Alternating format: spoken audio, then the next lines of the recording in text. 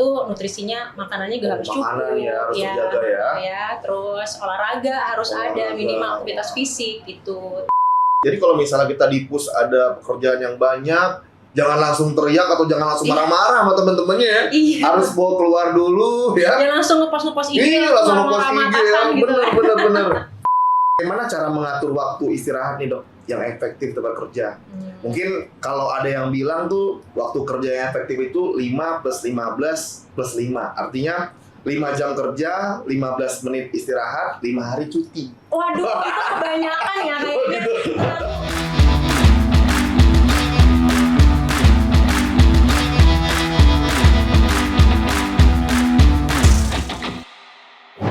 Halo Insan Cyber, kembali lagi kita ke podcast Cyber Passport. Yang mana hari ini kita punya topik nih sangat bagus. Pentingnya menjaga kesehatan dalam menjaga produktivitas kerja. Yang tidak lupa juga bintang tamu kita hari ini adalah dokter cantik dari Dr. Febriana Amalia. Halo dok. Halo. Terima kasih dok atas waktunya ya. Sama-sama. Hari ini kita mungkin akan bincang-bincang terkait dengan kesehatan ya. Oke. Mungkin sebelum kita mulai, kita boleh perkenalan dulu nih. Dokter itu bisa ceritain nggak sedikit tentang latar belakangnya dan dokternya sebenarnya spesialis apa? Oke, sip. Bidangnya. Halo, jadi aku Dr. Febriana Amalia.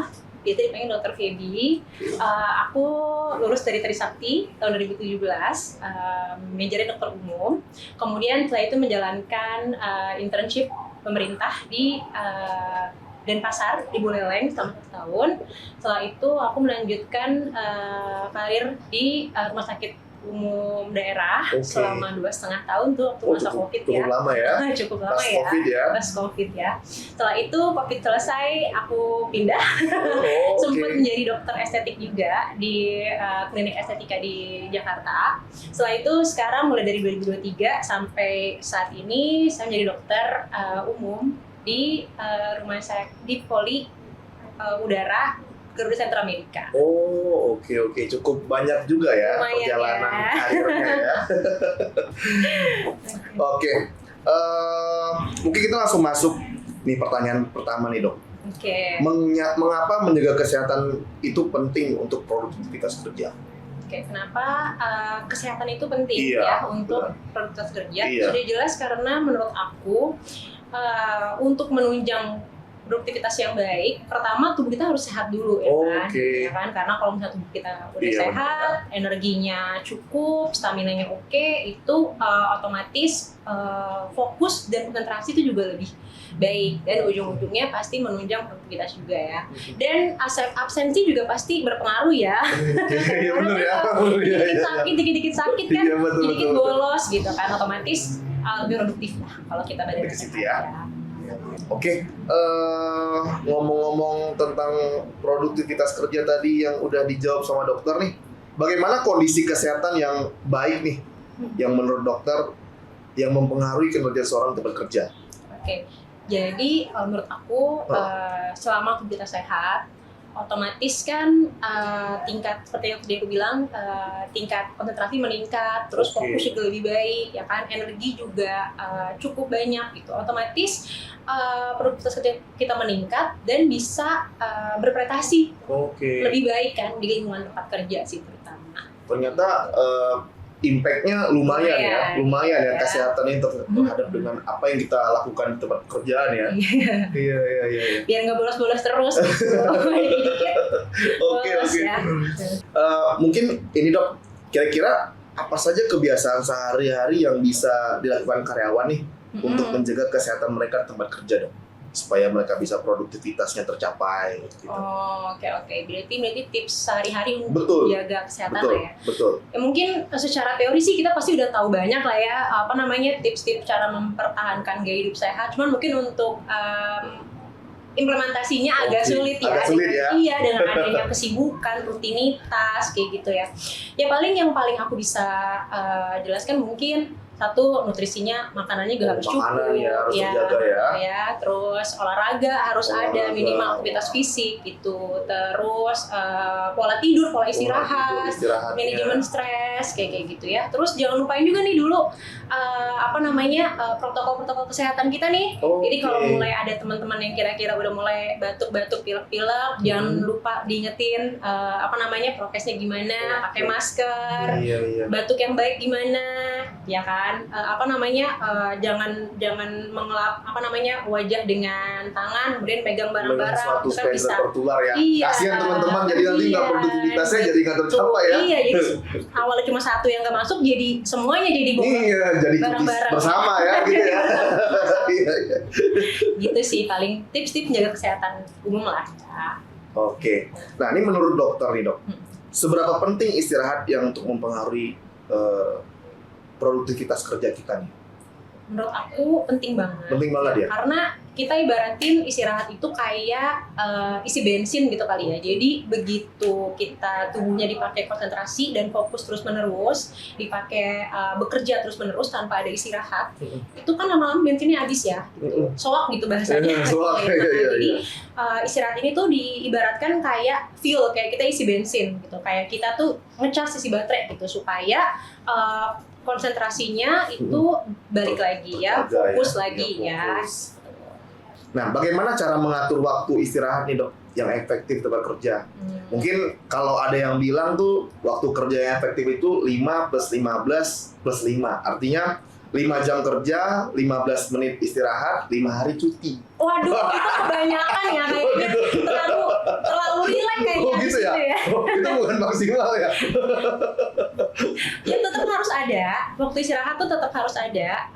Cuman mungkin yang lebih tepat komposisinya itu adalah tadi 5 menit? 5 menit untuk jam kerja, 5 jam untuk kerja. Betul, mungkin ya. 15 menit istirahat, 5 hari cuti. Cutinya kayaknya kebanyakan. Ya? Sedikit. Perusahaan kalau marah, iya dulu marah ya kayaknya ya. Mungkin waktu jam kerjanya biasanya normal sekitar 3-4 jam. Setelah itu diikuti dengan istirahat sekitar 30 menit sampai 1 jam lah. 1 jam ya. Gitu ya. Itu udah cukup ya? Itu udah cukup sih. Dalam 1 hari ya, sejam kerja gitu. Nanti gitu tuh diulang setiap 3-4 jam, istirahat 1 jam atau 30 menit kayak gitu ya. Terus di antara kalau misalkan kita berasa lagi fokus nih ngeliat laptop gitu ya selama 40 menit gitu. Coba ganti pemandangannya sedikit ke jangan lihat laptopnya dulu 5 menit, bengong-bengong dulu. Lihat yang enak-enak gitu ya. Kalau dokter di sini kan enak ya. Lagi sibuk sini lah, lihat dokter lagi gitu ya. Ya nggak teman-teman. Tambah pusing yang ada ya. Aduh. Ngapain dia nih di sini terus-terusan. Iya. Oh, jadi kita jangan terlalu fokus lama di laptop ya. Memang kita harus mencari pandangan lain juga supaya itu mempengaruhi ternyata ya. Itu tujuannya supaya merelaksasi otot-otot mata. Jadi mata tuh nggak capek. Kita kalau baca kalau kita lihat di layar terus, itu kan lama-lama kan otot matanya kan kaku ya. Jadi kalau kita lihat jauh tuh tujuannya supaya rileks otot matanya. Ternyata sesimpel itu untuk mempengaruhi hal kecil yang kita anggap itu tuh nggak penting itu ya. Iya. Banyak orang yang nggak tahu mungkin tentang itu ya. Oke. Dok, kira-kira ada pola ini nggak dok ya, kalau misalnya hari ini saya mungkin bekerja dari jam 8 sampai jam 12. Kemudian dari kantor ada waktu break 1 jam dari jam 12 ke jam 1, kemudian saya lanjut kerja lagi. Kalau seandainya dia setiap harinya berubah, mungkin ada yang istirahatnya dari jam 3 ke jam 4, besok dari jam 1 ke jam 2, itu mempengaruhi nggak sih sebenarnya dok? Apa harus rapi setiap harinya dia dengan waktu itu? Kalau harus teratur sih, mungkin teratur dalam arti polanya itu yang penting ada. Jadi polanya penting ada ya. Itu kita udah merasa lelah, udah bekerja 3-4 jam gitu ya. Ya kita bisa istirahat gitu. Tapi waktu istirahat pun sebenarnya menyesuaikan. Kalau misalkan memang baru kerja 1 jam, tapi kok sejam ini tuh overwhelm banget ya gitu ya. Kita bisa tuh ngambil istirahat dulu, tapi mungkin kalau baru kerja sejam ya istirahatnya 15 menit aja gitu ya. Istirahat dulu, stretching dulu kayak gitu. Tapi boleh seperti itu ya. Tapi boleh. Mau nanti kerja 5 jam tapi kerjanya misalkan santai gitu, maksudnya sambil nggak terlalu stressful, istirahatnya disambi aja juga nggak apa-apa. Yang penting kenal diri sendiri, kira-kira saya butuh istirahat kapan gitu. Cuma secara ideal yaitu sekitar 3-4 jam kerja, 1 jam istirahat. Oke. Berguna sekali ya informasinya ya. Berarti kita Insan Cyber next-nya kita dapat informasi dari Dr. Febriana nih. Kayaknya mungkin besok-besok target perusahaan lebih dari sini nih, karena tercapai ya targetnya seperti ini ya. Kalau kita menjalankan pola seperti ini ya. Betul. Harusnya sih lebih produktif lagi ya karyawannya. Iya. Oh iya nih dok. Okay. Kira-kira jenis olahraga atau aktivitas fisik apa nih yang bisa dilakukan setelah waktu kerja nih dok? Oh, nah ini penting banget. Jadi kan emang agak tricky ya mencari waktu istirahat di antara waktu-waktu kerja yang emang sibuk banget jam kerjanya. Apalagi kita ngomong nih di Jakarta ya. Betul. Dengan adanya traffic yang macet banget kemana-mana. Kita berangkat dari rumah jam 5 pagi, nyampe malam jam 9 udah ngantuk gitu kan. Tips dari aku sih mungkin coba ganti olahraganya dengan menyelipkan aktivitas sehari-hari yang lebih mudah aja dilakukan. Misalkan 1 jam sebelum masuk kantor mungkin bisa jalan dulu, jalan-jalan menit sekitar sini aja ya gitu. Atau kalau misalkan di kantornya ada lift dan ada tangga, mungkin bisa diganti naik tangga aja ya gitu. Terus misalkan kalau ngerasa badan udah mulai capek nih di kantor, bisa berdiri, stretching kayak gitu. Jadi yang penting ada aktivitas fisik. Bisa juga diganti kayak bapak-bapak nih yang punya istri di rumah, mungkin kalau nggak ada waktu olahraga bisa dibantu istri cuci piring. Oh bisa bantu kerja di rumah termasuk ini ya? Iya. Apakah ada waktunya dok? Kita kayak nyapu tuh harus sehari 30 menit, cuci piring harus berkali-kali gitu. Oke. Jadi menurut WHO nih, waktu aktivitas yang dibutuhkan oleh tubuh itu minimal 150 menit seminggu. Aktivitasnya itu sedang. Atau 75 menit per minggu aktivitas berat gitu. Jadi yang tadi kita ngomongin nih kayak jalan, nyapu, nyuci piring, itu kan aktivitas yang untuk sedang ya. Jadi kalau misalkan dilakukan secara rutin, misalkan 30 menit aja sehari, itu udah tercukupi kok.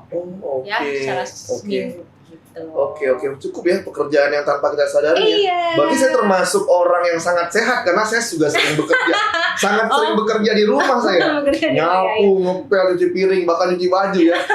Besok saya benerin rumah lagi genteng, berarti olahraga juga ya. Yang penting ada geraknya aja. Iya. Oke, cukup menarik. Nah, ini kalau kita ngomong nutrisi nih dok, bagaimana pola makan yang sehat yang dapat mendukung produktivitas kerja kita ini? Kalau untuk pola makan sih yang penting yang pertama gizi itu harus seimbang ya. Gizinya harus seimbang. Jadi seimbang tuh kita berarti ngomongin bahwa asupan yang masuk itu harus cukup secara kualitas dan kuantitas ya. Dan ini juga mencukupi gizi yang kita butuhkan oleh tubuh gitu ya. Yang penting juga jangan skip sarapan. Jangan skip ya dok ya? Nggak boleh ya? Kalau bisa sih jangan skip sarapan dan pastikan yang tadi nih nutrisi yang cukup itu juga kita tercukupi dari sarapan. Jadi otak kita tuh nggak kekurangan energi selama bekerja. Konteks dalam sarapan ini kalau ada yang mungkin terbiasa cuma ngeteh aja, minum air putih aja, itu bisa dikategorikan sarapan dan nutrisinya dapat nggak tuh dok? Sebenarnya kalau misalkan memang terbiasa minum air putih atau teh aja, kadang ada ya yang suka makan berat di pagi ya gitu. Mungkin bisa disubstitusi sedikit, dicari makan yang gak terlalu berat tapi gizinya tercukupi. Misalkan bisa diganti pakai granola atau kan banyak tuh makanan sehat sekarang lah, salad aja atau buah-buahan gitu ya. Ada tambahan lagi ada tambahan sedikit lah yang kira-kira mencukupi kebutuhan energi kita untuk seharian itu. Karena kan peaknya jam kerja kan jam 11-an biasanya jam 10 jam 11 kan. Jadi diharapkan sebelum itu tuh ada nutrisi yang masuk. Nah, kalau makanan berarti harus ada temannya dok ya, nggak boleh minum air putih aja ya, harus ada yang bisa menambah energi kita gitu, yang lain ya bernutrisi ya. Nah kalau misalnya dari ini dok, apa saja kira-kira makanan atau cemilan yang dokter rekomendasi ini untuk menjaga energi kita sepanjang hari kerja dok? Kadang-kadang kalau kerja tuh enaknya sambil makan gorengan, sambil nyebat. Enggak ya, jadi memang ada beberapa makanan yang lebih direkomendasikan supaya satu menjaga tubuh kita juga, kesehatan kita juga, tapi sebisa mungkin kurangin gula. Kurangin. Jadi bukan bilang enggak sama sekali ya, tapi itu jumlahnya dicukupi aja gitu ya. Sampai makan yang terlalu asin gitu. Anak-anak kita gimana kayak keripik gitu nggak berasa tiba-tiba udah habis plastik gitu kan. Sebenarnya nggak apa-apa asal jangan terlalu berlebihan. Mungkin bisa diganti sama yang kayak buah, salad, atau banyak lah sekarang makanan-makanan sehat ya yang bisa mudah kita dapetin ya, kayak sandwich yang isinya kayak ada telur, ada daging, ada sayur, jadi yang udah sepaket lengkap gitu loh, tapi mudah gitu loh dikonsumsi dan didapat gitu. Kayak orang-orang luar nih, orang-orang barat sana ya, makanannya harus kayak gitu ya. Kalau kita ngemilnya malah keripik singkong aja nih. Atau seblak gitu kan. Seblak. Agak kurang kayaknya nutrisinya, kasihan otak kita ya. Disuruh kerja berat-berat makannya seblak ya. Oke dok. Nah ini kalau kita lihat dari manajemen stres di tempat kerja nih dok, bagaimana cara efektif untuk mengelola stres di tempat kerja dok? Nah ini sangat banyak sekali dok teman-teman kita ya dok. Gimana caranya dok? Oke. Jadi memang untuk manajemen stres sendiri itu memang sekarang penting banget ya, karena kesehatan mental itu sama pentingnya dengan kesehatan tubuh gitu kan. Dan tekanan di tempat kerja tuh nggak bisa bohong, itu ada banget impactnya untuk kesehatan mental kita sehari-hari gitu kan. Jadi mungkin untuk menjaga kesehatan mental kita nih sama manajemen stres, mungkin yang aku saranin satu, jangan lupa untuk tetap refreshing ya. Jadi jangan kayak target kerjaan terus yang dikejar ya, tapi kita juga harus punya waktu untuk diri sendiri, untuk refreshing. Terus kalau misalkan kira-kira ngerasa mulai burnout, mulai stres sendiri, kita coba relaksasi dulu, istirahat dulu dari pekerjaan, tarik napas panjang, istirahat, terus bisa power nap sedikit, 5 menit, 10 menit kayak gitu. Terus tujuannya sih supaya selesai istirahat, selesai tarik napas panjang, buang beberapa waktu itu, stresnya bisa berkurang ya. Ini kita ngomongin kalau misalkan di tempat kerja ya. Iya. Oh gitu. Oke, insan cyber tuh bisa dipraktekin ya kali ya.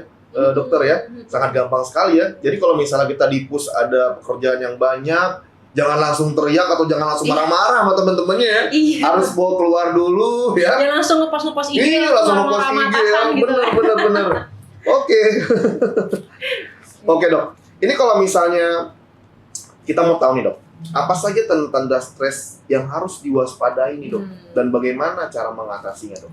Oke, jadi kalau misalkan yang kita omongin tadi kan kira-kira stres yang ya levelnya low middle lah ya, yang kira-kira masalah kerjaan aja kan kita bisa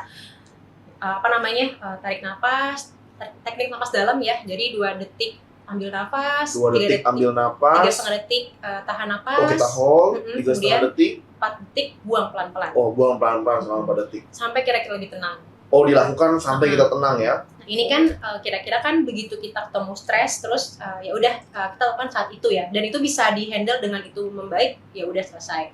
Tapi kalau misalkan kira-kira nih kok udah mulai mengganggu waktu sehari-hari ya, kira-kira jam tidur udah mulai terganggu, insomnia, terus kehilangan minat bakat. Jadi yang awalnya misalkan suka motoran gitu di waktu kerja, aduh udah nggak kepengen lagi ketemu orang banyak tuh, nggak mau, nggak nyaman, cemas. Nah itu mungkin tanda-tandanya kita harus mulai konsultasi sama profesional ya, misalkan psikolog atau psikiater gitu. Sekarang udah nggak tabu lagi ya. Gitu. Lebih ke kebutuhan sih, karena yang nggak bisa dihindarin, kesehatan mental tuh sekarang lagi cukup banyak isunya ya yang angkat ya, dan banyak banget kasusnya ya.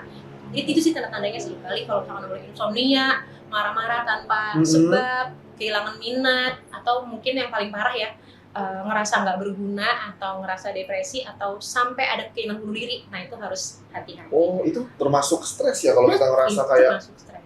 Berarti kalau ada teman-teman yang marah-marah berarti stres ya. Kita harus dia tarik nafas dulu ya. Kita bawa keluar dulu ya biar dia tenang ya.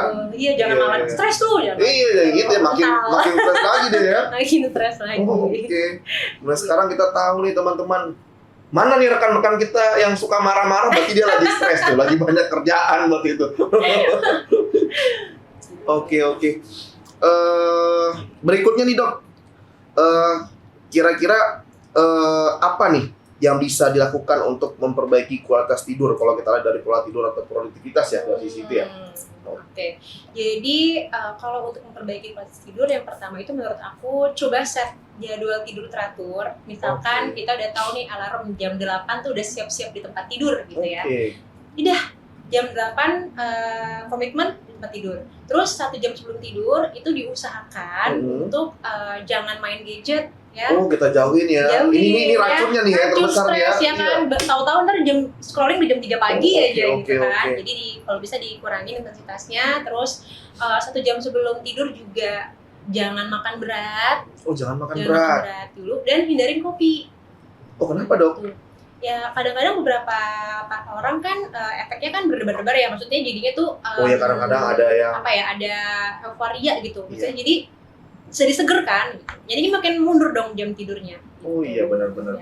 Ya kopi kan memang kalau orang udah ngantuk katanya dulu minum kopi biar nggak ngantuk ya kan? Iya ya kan, jadi nanti makin mundur. Jadi coba itu dikurangin 1 jam sebelum tidur dulu.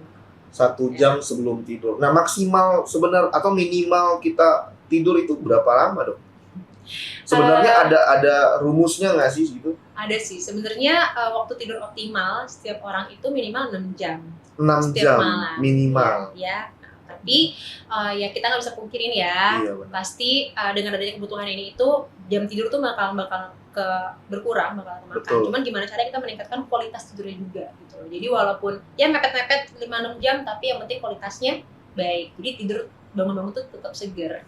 Untuk menjaga kualitas ini berarti kita kayak tadi ya 1 jam sebelumnya jangan ini, jadi kita kayak waktu tidurnya walaupun 4 jam, itu 4 jam bisa dibilang kualitas nggak sih dok? Sebenarnya kalau kan di Jakarta nih, iya. Kayak saya tinggal di Bogor, pergi harus pagi ya kayak pulang harus malam gitu ya, itu kan waktu tidurnya nggak bisa 7 jam 4 jam ya, mungkin kayak misalnya cuma dapat 5 jam atau 4 jam, itu apakah bisa dikategorikan atau bisa kita bilang kalau wah ini saya bisa sesuaikan supaya dapat kualitas nih, apakah bisa seperti itu? Sebenarnya gini, tidur berkualitas pun selama 4 jam sebenarnya kurang ya. Kurang ya? Secara teori sebenarnya ya? minimal 6 jam. Minimal 6 jam. Bisa, kalau misalkan bisa ditingkatkan waktu tidurnya, kalau bisa lebih baik. Cuma kalau misalkan enggak, ya sudah, selain kita meningkatkan pola kualitas tidurnya, mungkin bisa dicuri-curi waktu sedikit di jam-jam istirahat nih, siang nih. Bisa ada bahasanya power nap nih, gitu. 15 menit atau 20 menit itu cukup. 15 menit ya? Ya, untuk memboost konsentrasi kita gitu loh. Jadi nggak setelah itu nggak teler kan, habis makan kenyang, teler jam 1 kerja lagi ngantuk ya.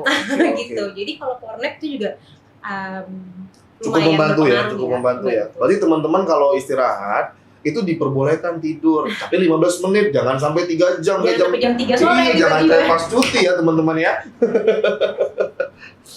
Oke dok, nah kalau kita lihat dari sisi kesehatan selama perjalanan nih dok ya, kira-kira apa saja tips untuk menjaga kesehatan selama perjalanan panjang nih dok? Mungkin kayak saya nih contohnya nih dok, ya, atau seperti penerbangan jarak jauh nih, kayak gitu contohnya.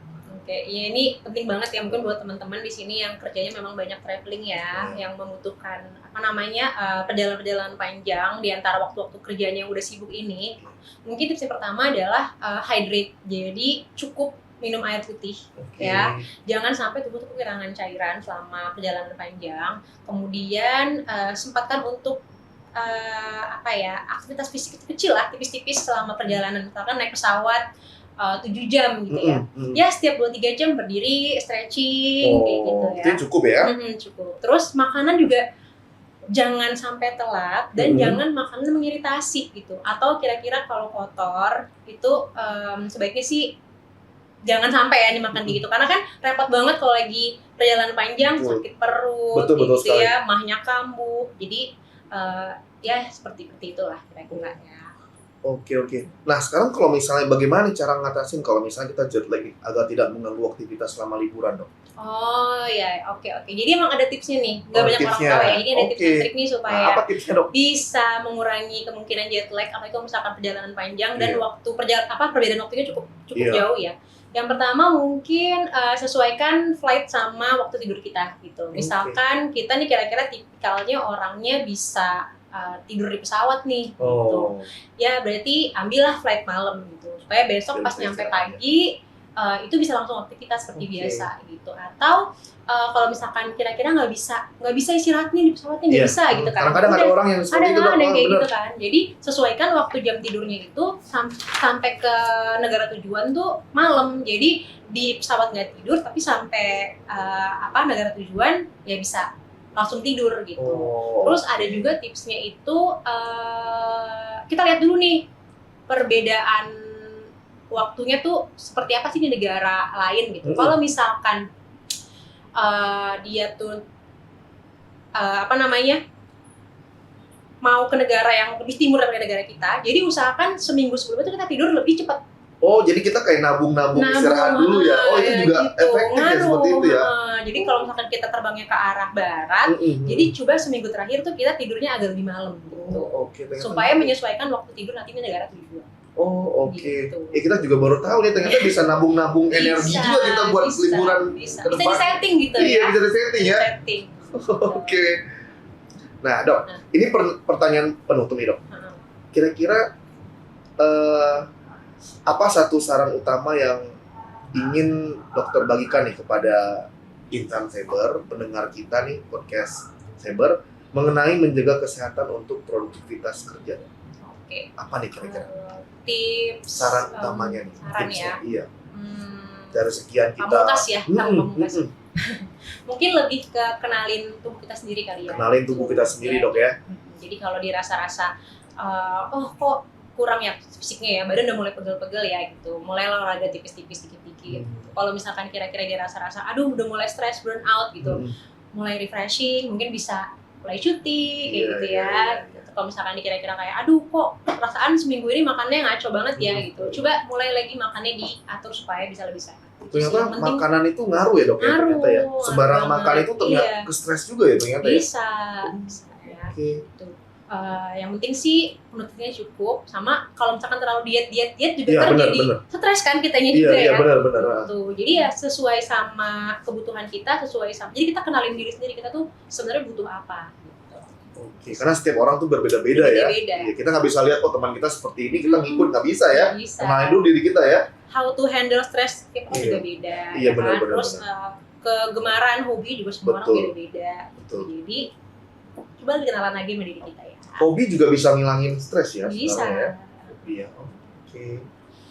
Oke, Dok. Mungkin sebelum penutup nih, Dok, kita mungkin kayak quick answer 1 menit. Jadi dokter nanti akan menjawab apa statement yang saya kasih pilihan dengan cepat ya. Makan siang di kantin atau di kantor? Di kantin. Kopi atau teh? Kopi banget.